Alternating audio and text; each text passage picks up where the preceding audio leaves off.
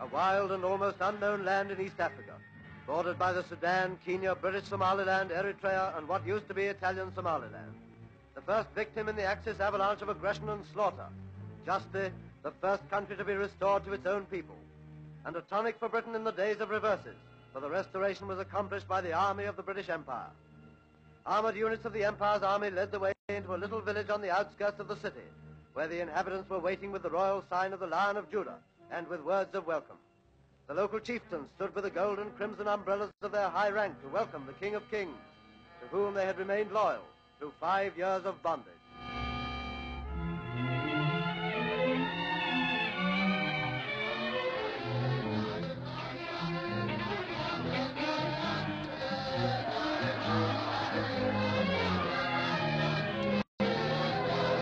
Children whose early days knew only subservience to the Italian tyrant watched the return of the Emperor's sons, the Crown Prince and the Duke of Harrah. Warriors who fought with spears against bombers and poison gas waited with their ancient symbols while the Emperor prayed in the little church, giving thanks for his return to free Abyssinia. And as he came out, there was the first burst of acclamation that was to swell to a great crescendo nearer to Addis Ababa.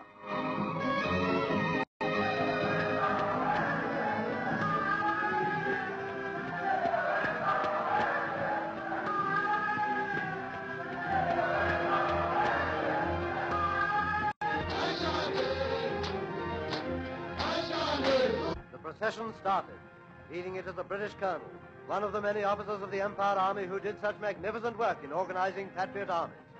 Following are the native cavalry and infantry, the fighting men of a fighting race who needed modern arms to overthrow the Italian usurper.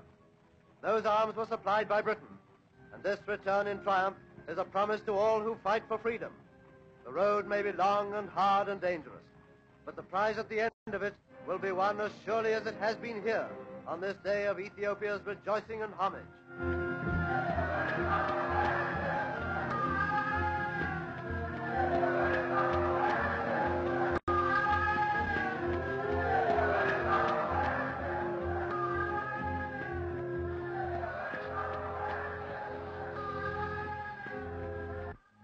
What thoughts must be crowding upon the scholarly mind of Haile Selassie as he returns upon the road he traveled to exile 5 years ago? The bitterness of a struggle that was lost, the abandonment of his just cause by the great powers in the distant palace of that futile League of Nations, that unbelievably disgraceful behavior of Italians who interrupted with whistling as the Emperor put his case before the League, the lonely years in the sanctuary of Britain while he worked for this, the liberation of his unhappy people.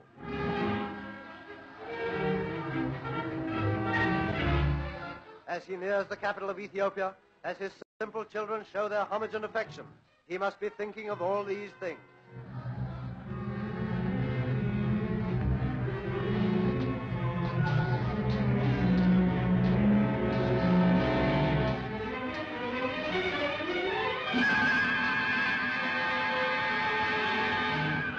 The strange but proud procession is now nearly in the capital itself.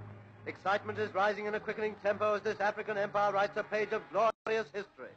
The weird chanting and cheering of Ethiopia reaches a climax at the gates of Addis Ababa as an emperor returns in triumph to his people.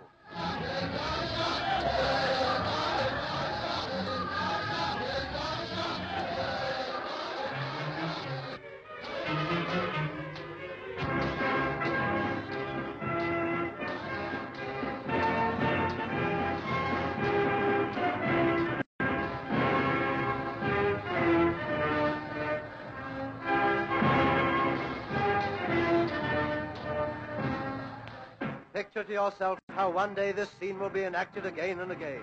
In Czechoslovakia, in Poland, in Holland, Belgium, Norway, Denmark, yes, in France too. And in gallant, glorious Greece, he was the first. Here was the moment of supreme triumph as the emperor was greeted by the general officer commanding in Abyssinia, General Cunningham. Nigerian troops were guard of honor after their victorious campaign. African guns fired a 21-gun salute.